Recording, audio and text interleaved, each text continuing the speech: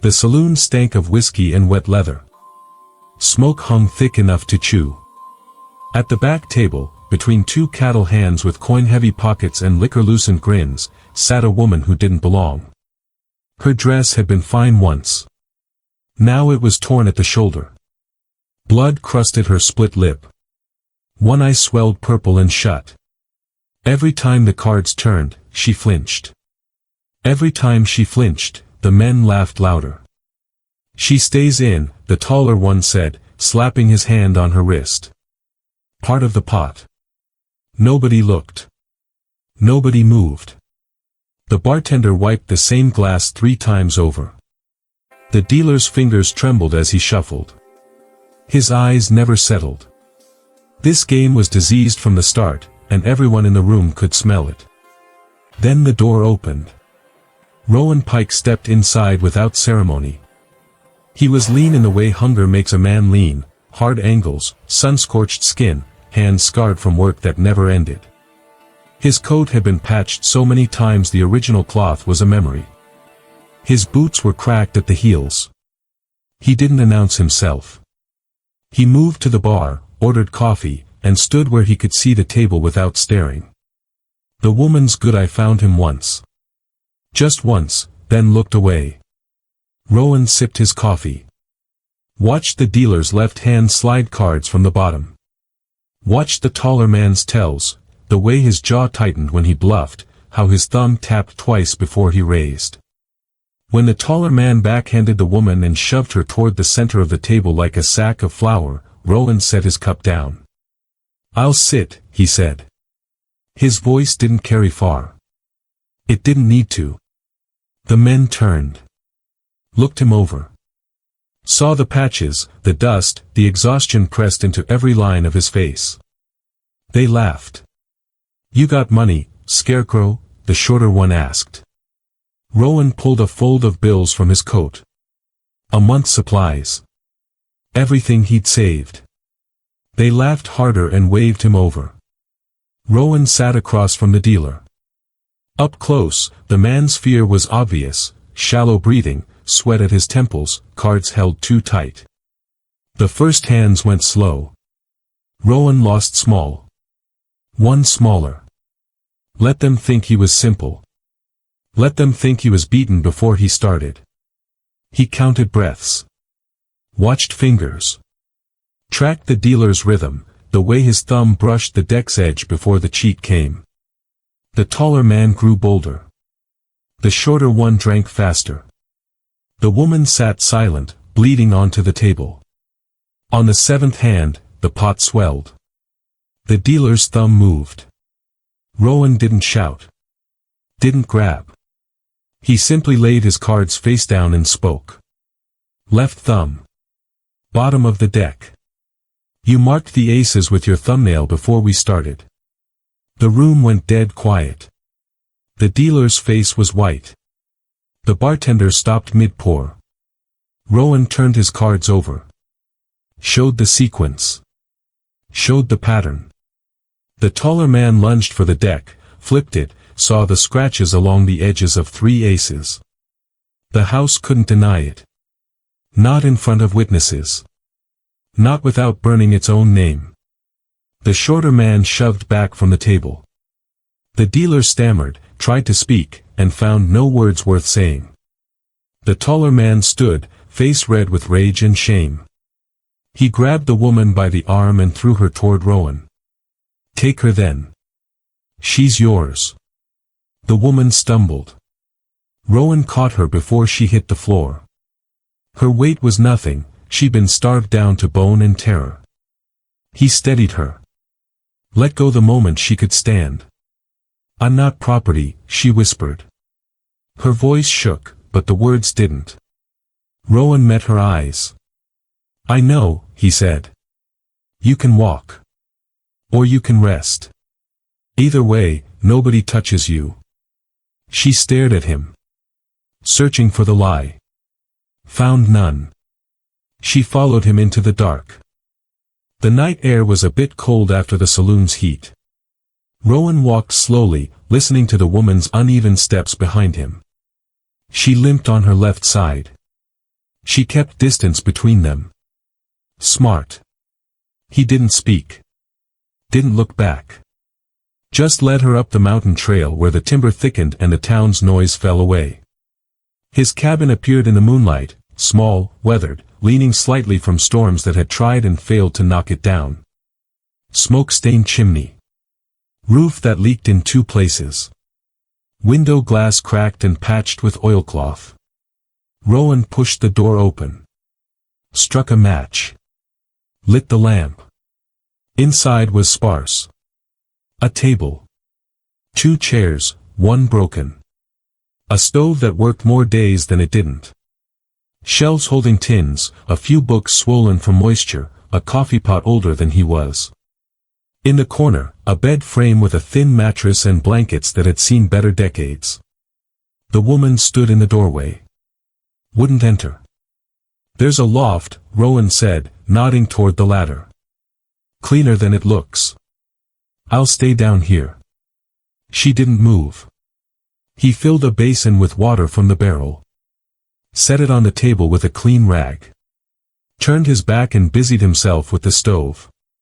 After a long silence, she stepped inside. The door closed softly behind her.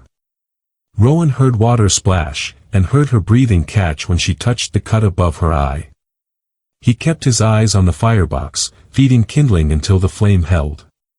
There's bread, he said. Not fresh. And dried meat. I'm not hungry. Her voice was steadier now. Had an edge to it. East Coast accent buried under years of something harder. Rowan nodded. Set the food on the table anyway. Climbed the ladder to the loft and came back down with a wool blanket that smelled of cedar and dust. For later, he said, draping it over the good chair. She watched him like a rabbit watches a fox. Calculating distance. Measuring intent. Rowan moved to the broken chair, sat carefully so it wouldn't collapse, and pulled off his boots. His feet ached. Everything ached. The ride down the mountain, the tension in the saloon, the weight of another life suddenly tethered to him, it pressed on him like a stone. What's your name? She asked. Rowan Pike. Why'd you do it? He looked at her then. Really looked. Past the bruises and blood, past the fear. Saw someone who'd survived things that should have killed her. It didn't seem right, he said. Leaving you there. Men don't do right for free. Some don't. She studied him. Her jaw was swelling now, purpling along the bone. She'd need it set or it would heal crooked. I've got spruce pitch, Rowan said. For the jaw. It'll hurt, but less than letting it go. She touched her face. Winced. Nodded once. He worked carefully. Soaked a strip of cloth in warm water and pitch, pressed it firm along her jawline. She gripped the table edge, knuckles white, but didn't cry out. When he finished, she stood without thanking him and climbed the ladder to the loft. The boards creaked. Then silence. Rowan sat in the dark. Listened to the cabin settled. Thought about his wife's grave uphill, the pine cross he'd carved 5 winters back when fever took her and left him alone with land that wouldn't give and nights that wouldn't end. He'd survived. That's all it was. Survival. But survival had narrowed him down to routine and silence, to monthly trips for salt and lamp oil, to fields that yielded less each year and a loneliness so constant he'd stopped noticing its weight. Now there was a stranger in his loft. A woman who'd been treated like livestock. Who didn't trust him and shouldn't. Rowan lay down on the floor near the stove. Pulled his coat over his shoulders.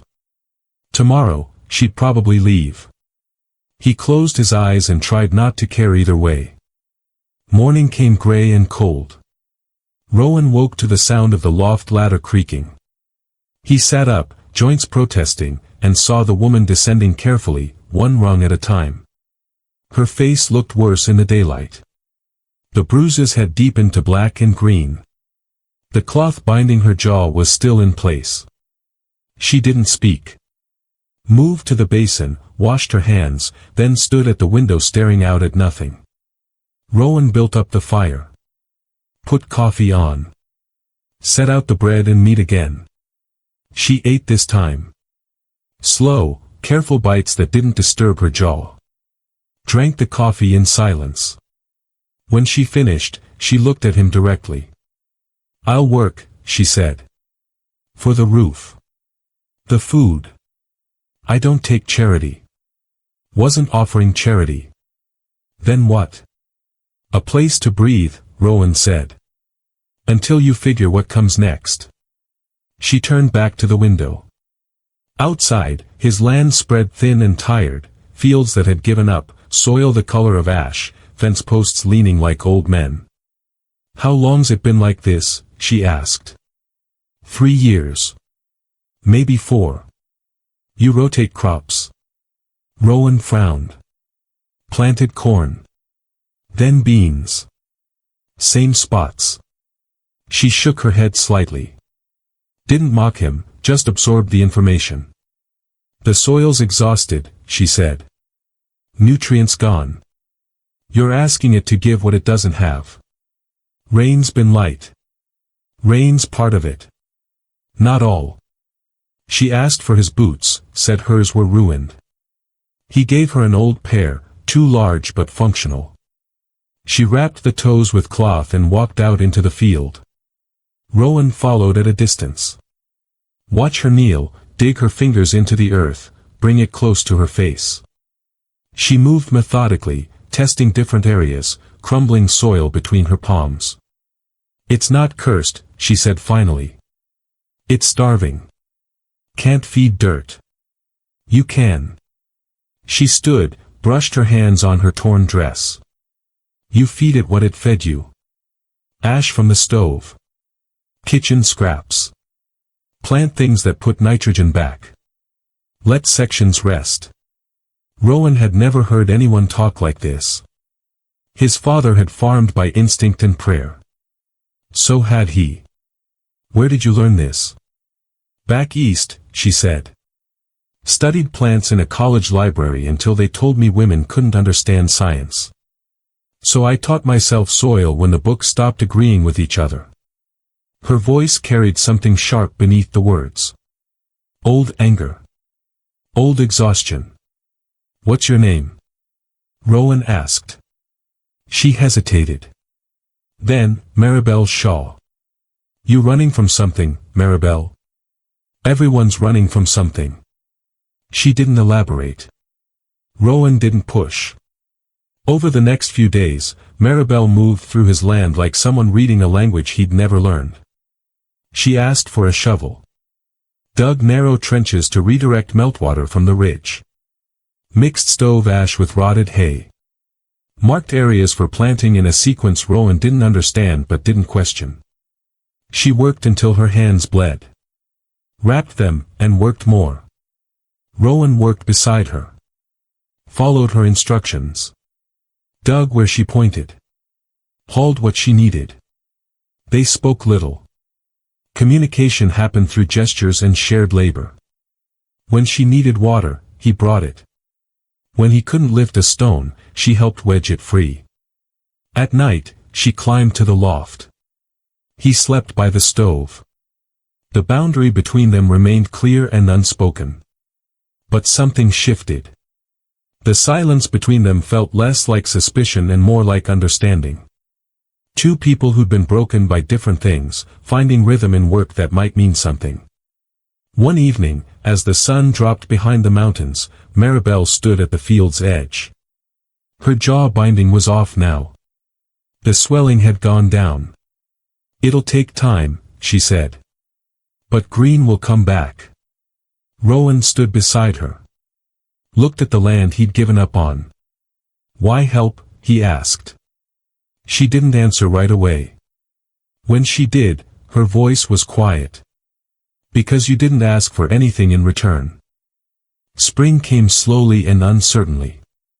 Snow melted in uneven patches. The ground softened. Maribel planted legumes first, clover and vetch in sections Rowan had left fallow. She explained it in simple terms, sitting at the table over coffee gone cold. These plants pull nitrogen from the air, she said. Feed it back to the soil. Next season, you plant corn where these grew. The corn thrives. Rowan listened. Learned. His whole life had been guesswork and repetition. This was different. This was knowledge earned through study and testing, not just handed down. He watched her work with a precision that spoke of education and discipline. She measured distances, calculated sun angles, tested soil moisture with her fingers and adjusted accordingly. The land responded. Green appeared where dust had ruled for years. Thin at first, tentative. Then stronger. The clover spread in patches that darkened each week. The vetch climbed the old fence posts, purple flowers opening to the sun. Rowan's shoulders loosened. He hadn't realized how tense he'd been carrying failure until success started to show. Maribel changed too. The bruises faded. Her jaw healed straight. She spoke more, though never about where she'd come from or what she'd left behind. She taught him about companion planting, about mulch, about reading weather in ways his father never had. They fell into rhythm. Morning coffee. Work until the sun peaked. Bread and whatever meat or root vegetables they had. More work until dusk. Evenings by lamplight where she read his water-damaged books and he repaired tools. The boundary between them softened but never disappeared. She still climbed to the loft each night. He still slept by the stove. But sometimes their hands brushed passing tools. Sometimes she smiled when he got something right. One afternoon, as they hauled compost to the north field, Rowan asked the question that had been building. Have you ever thought about staying? Maribel stopped walking. Set down her end of the barrel. I think about it, she said carefully. And I don't know what staying looks like. For someone like me. Someone like you. She looked at him then. Really looked. Measuring whether he could handle the truth. I was indentured, she said. Signed papers when I was 17. Needed passage west, needed work. The man who bought my contract wasn't interested in my education. Wasn't interested in much except what he could take. Rowan's jaw tightened. He didn't interrupt.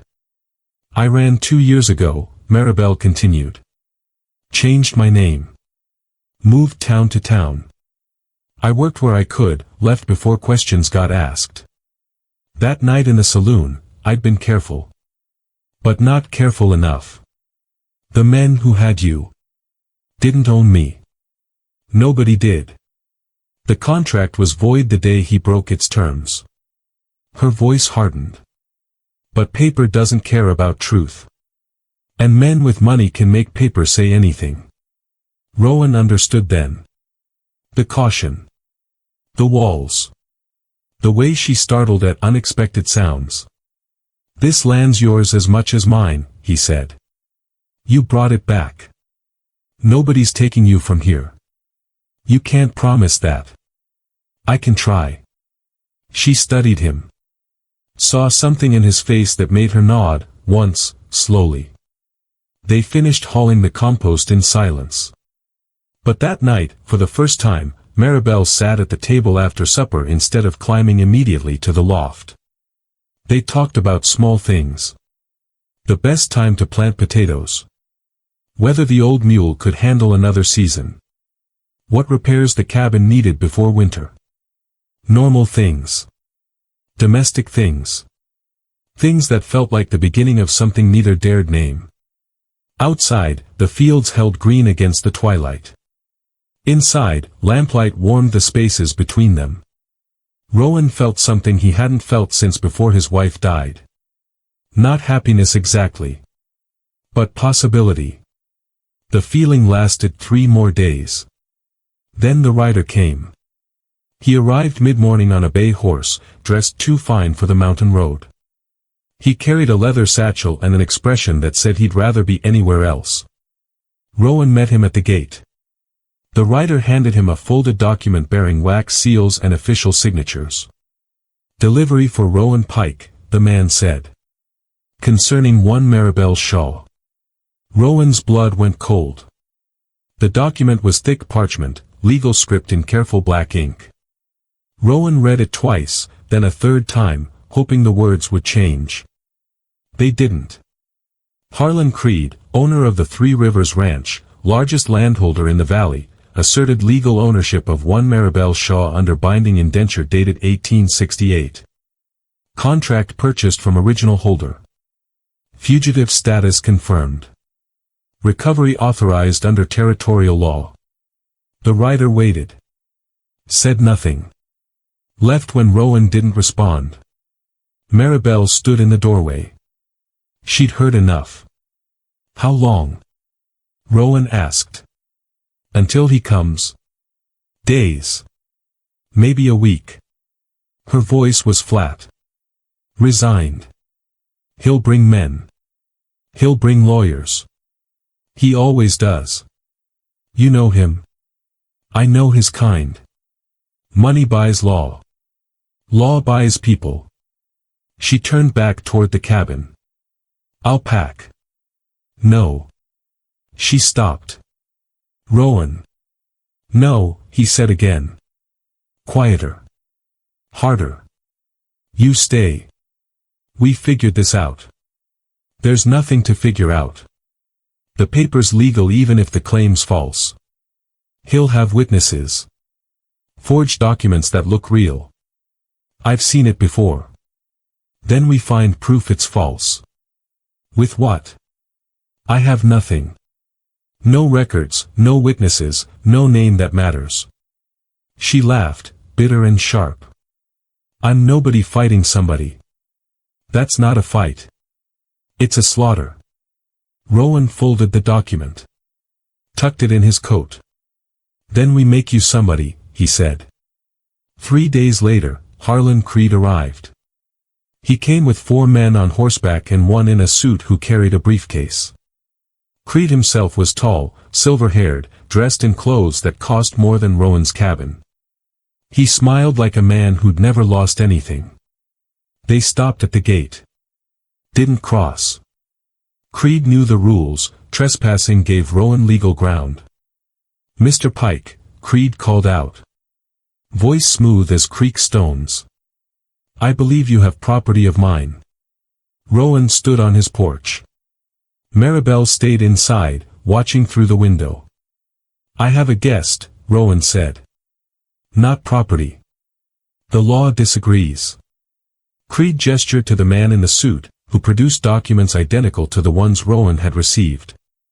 "Miss Shaw signed a 10-year contract. 7 years remain. I purchased that contract legally. She fled. I'm here to reclaim what's mine. She says the contract was breached. She can say anything she wants. Paper doesn't lie." Creed's smile never wavered. "This doesn't have to be unpleasant, Mr. Pike. Return her, and we'll forget you harbored a fugitive. Refuse, and things become complicated. Then they're complicated." The smile thinned. "You're a reasonable man. Smart enough to know when you're outmatched. I own half this valley. I employ most of its workers. The sheriff's a friend. The judge owes me favors." He leaned forward in his saddle. "You're one man on failing land. What exactly do you think you can do?" "I can say no." Creed studied him. The smile disappeared entirely. "I tried courtesy," he said. "Remember that." They rode off. Dust hung in the air long after they'd gone. That night, Rowan lay awake listening to the cabin settle. His mind worked through scenarios. All of them ended badly. Creed had money. Had law. Had men willing to do what needed doing for pay. Rowan had dirt under his nails and a stubbornness that had kept him alive when easier men quit. It wasn't enough. He knew that. But knowing didn't change his answer. The attack started small. A week later, the fence along the north field burned. Someone cut the wire, piled brush against the posts, lit it at night. By the time Rowan smelled smoke, half the boundary was gone. No witnesses. No proof. 3 days after that, his mule, the one that had plowed beside him for 8 years, died foaming and convulsing. Poison in the water trough. Rowan buried the animal uphill near his wife's grave. Stood there in the rain, mud on his knees, rage and helplessness warring in his chest. Maribel found him there at dusk. "You should let me go," she said quietly. Rowan wiped rain from his face. "No. He'll take everything you have. He's trying. That's different from succeeding." "Rowan." "No," he said one more time, looking at her through the rain. "I didn't pull you out of that saloon to hand you back. We fight." "How?" Rowan didn't have an answer yet. But he would find one. Rowan went down to town alone. Not to the saloon. Not to the sheriff who wore Creed's brand more honestly than his badge. He went to the seamstress first. Mrs. Keller was a widow, 70 if she was a day, with hands twisted by arthritis but eyes that missed nothing. Her shop sat above the general store, cramped and dusty. "Mr. Pike," she said when he knocked. Surprised. He'd never bought anything from her before. "Mrs. Keller. Need to ask you something." She let him in. Offered tea he didn't drink. Waited. "Harlan Creed," Rowan said. "You worked for his house once." Her face went carefully neutral. "A long time ago. Before my husband passed." "Does he pay fair?" "No." The word came quickly. Bitter. "Docked me for 3 months' wages. Said the stitching was poor." "It wasn't. He just wanted a reason." "You tell anyone?" "Who'd listen? Man owns half the valley." She leaned forward. "Why were you asking?" "Because he's trying to take something from me. And I think he's done it before." Mrs. Keller was quiet for a long moment. Then she nodded once. "He has." Over the next week, Rowan walked the valley. Talking to people Creed had stepped on climbing toward his empire. The blacksmith who'd shod Creed's horses for 2 years before being replaced by someone cheaper. Never paid for the last month. The farmhand who'd lost 3 fingers in Creed's mill. Got nothing but a handshake and a warning to keep quiet. The Mexican family whose water rights disappeared when Creed bought the land upstream. Their crops withered. Creed bought their property for nothing. Every conversation was quiet. Careful. People were scared. But they remembered. Maribel worked too. She walked to neighboring properties, the small ones, the struggling ones, and taught them what she'd taught Rowan. How to revive exhausted soil. How to redirect water. How to plant smart instead of desperate. Food appeared where hunger had been. Green pushed through gray. People remembered that too. One night, sitting at the table with lamp oil running low, Rowan told Maribel what he'd learned. "Creed's built his fortune on bad paper and bullying," he said. "Half his land claims are questionable. His contracts are full of clauses that trap people. But he's got enough money to make it stick. So we're back where we started." "Not quite." Rowan pulled out a scrap of paper. "Talk to the clerk at the land office. A man named Perry. He's afraid of Creed, but he's more afraid of getting caught in a forgery." "What forgery?" "Your indenture papers. Perry said Creed brought them in 6 months ago to be recorded. But the seals looked wrong. The dates didn't match territorial records. Perry recorded them anyway because Creed was standing there watching." Maribel leaned forward. "Perry would testify?" "Maybe. If he thought he wouldn't hang for it alone." "And the original documents?" "Creed keeps his ledgers and legal papers in the old freight barn by the river. Locked. Guarded at night." Rowan met her eyes. But the guards get cold. Guards drink. And the river runs loud when it rains. She understood immediately. You can't. Why not? Because if you're caught, he'll have you jailed or worse. These aren't cards, Rowan.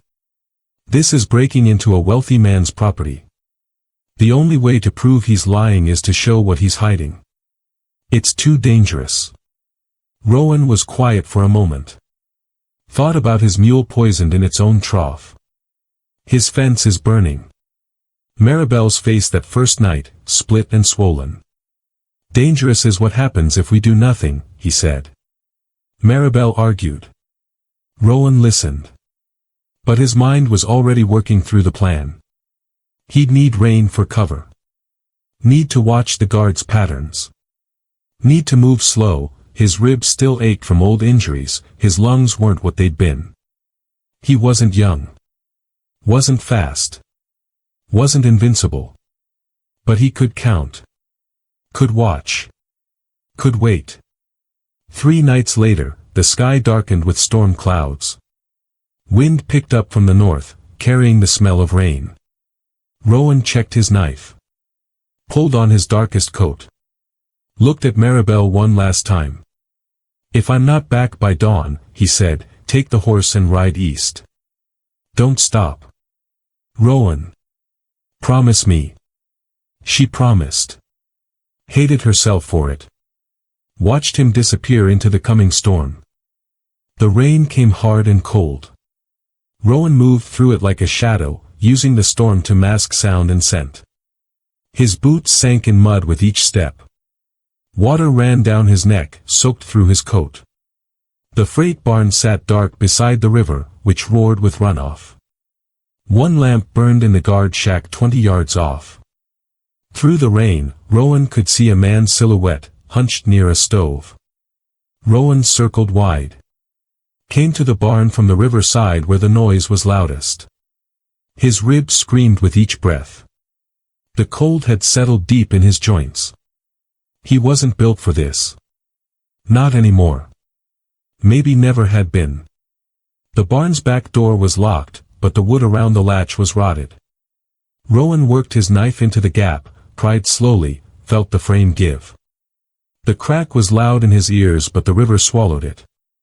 Inside, darkness swallowed him whole. He stood motionless, letting his eyes adjust. Shapes emerged, crates, barrels, a desk against the far wall. He moved toward the desk. Each step measured. Testing the floorboards before trusting them with weight. The desk drawers were locked. Rowan used his knife again, hands shaking from cold and fear. The first drawer held receipts. The second, correspondence. The third. Footsteps. Rowan froze. The guard was making rounds, lamps swinging in the dark. Light swept through the barn's front window, illuminating dust and cobwebs. Rowan pressed himself against the wall behind a stack of crates. His heart was hammered. The guard passed within arm's reach, muttering about the weather, never looking back. The light faded. The door closed. Rowan forced himself to breathe. His hands were numb. He bent back to the desk. The bottom drawer held a leather ledger bound with red string. Rowan untied it carefully, opened it to lamplight filtering through the window. Pages of contracts.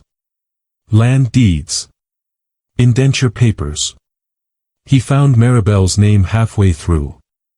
The document claimed purchase from a Baltimore firm in 1870. But the seal was wrong. Rowan had seen enough official papers to know. The date overlapped with another contract on the previous page. The signature at the bottom didn't match the one on Creed's other documents. Forged. All of it. Rowan tucked the ledger inside his coat. Turned toward the door. His boot caught on a nail protruding from the floorboard. Pain tore through his calf. He stumbled, caught himself on a barrel, tasted blood where he'd bitten his tongue. The guard's lamp flared to life outside. Rowan limped toward the back door. His leg was wet, Blood or rain, he couldn't tell. The door stuck.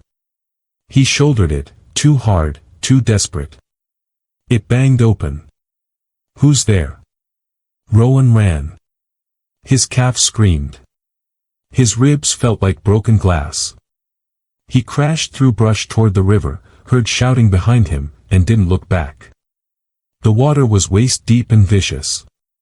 He waded in, gasping at the cold, letting the current take him downstream. Branches tore at his face. The ledger stayed dry inside his coat, pressed against his chest. He pulled himself onto the far bank a quarter-mile down. Lay in the mud, shaking, light-headed. Blood ran from his calf where the nail had torn a gash 4 inches long. Rowan stripped off his shirt, bound the wound tight. His hands wouldn't stop trembling. He walked through the night. Every step was agony. The storm died to drizzle, then stopped. Dawn came gray and reluctant. He reached the cabin as the sun broke the horizon. Maribel was on the porch, pacing. She saw him and ran. "You're bleeding." "Got it," Rowan said. Pulled the ledger from his coat. "Got proof." She caught him as his legs gave out. Helped him inside. He collapsed into the chair, breathing in ragged gasps. "The wound needs." "Later." He pushed the ledger toward her. "Read it. Make sure I'm right." Maribel read. Her hands shook. When she finished, tears ran down her face. "It's all forged," she whispered. "Every page." "Then we take it to town," Rowan said. "Show everyone what he is. You need a doctor first. Town first." He tried to stand. The room tilted. Maribel caught him again. "Rest," she said firmly. 2 hours. Then we go." Rowan didn't have the strength to argue. He closed his eyes and let the darkness take him. Dawn came with clarity. Rowan woke feverish but determined. Maribel had cleaned and rebound his calf while he slept. The wound throbbed with each heartbeat, but he could walk. They set out together. Rowan limped, one hand gripping the ledger, the other braced against Maribel's shoulder. Blood seeped through the bandage, darkening his boot. The town was waking when they arrived. Merchants opening shops. Horses being hitched. The usual morning rhythm. Rowan didn't stop at the doctor's. Didn't stop at the sheriff's office where Creed's influence ran deep. He climbed the courthouse steps and sat down in plain view. Maribel beside him. People stared. Whispered. Rowan's pale face and bloodied leg drew attention like a wound draws flies. Perry, the land office clerk, arrived first. Saw the ledger in Rowan's lap. Went white.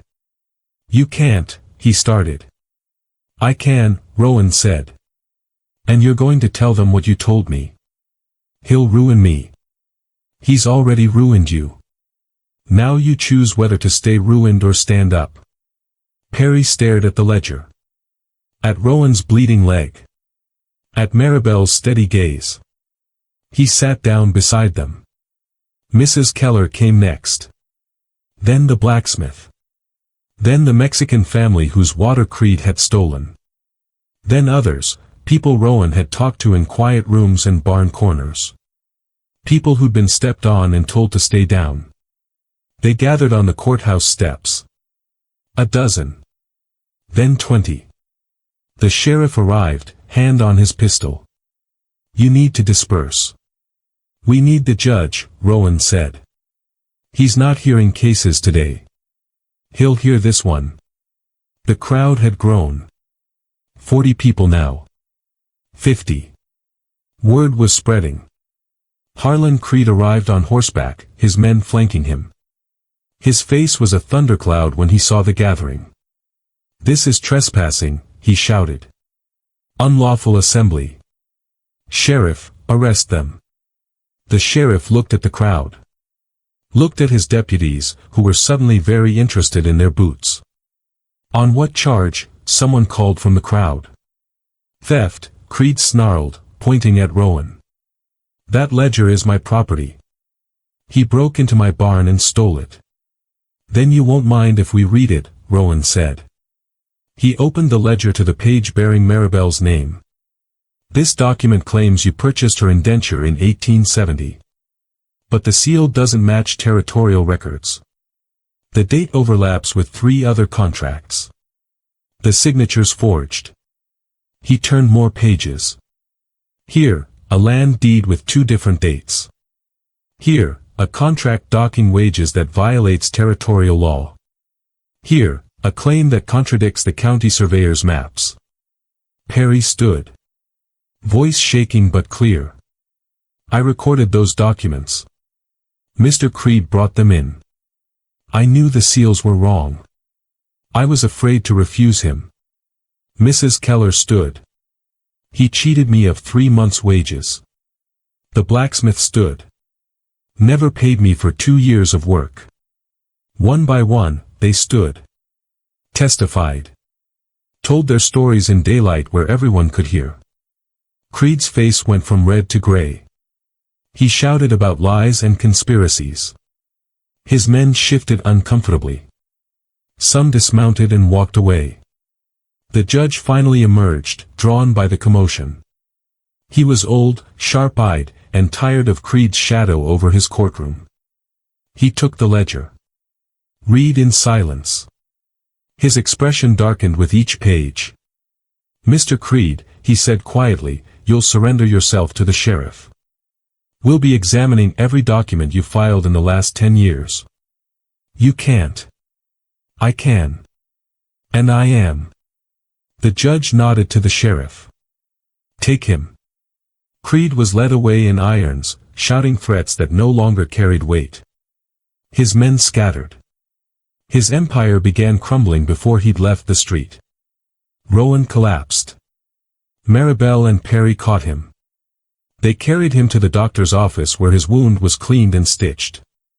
Fever took him that night and for 3 nights after. Maribel stayed.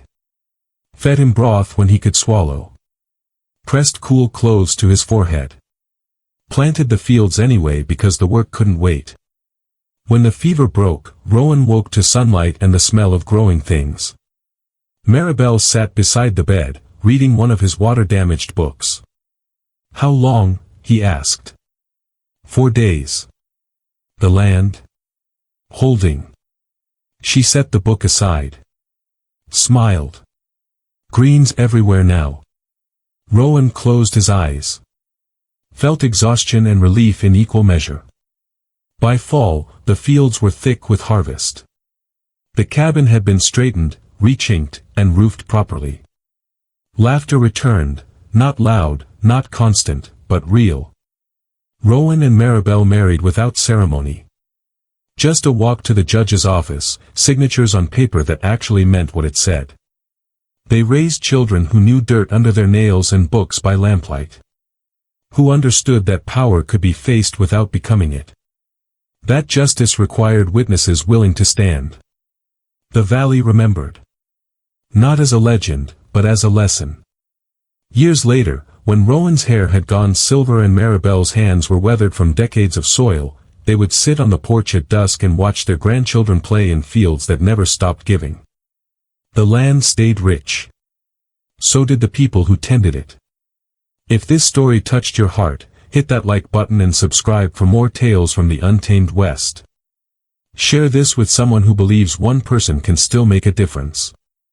Thanks for listening, and I'll see you in the next story.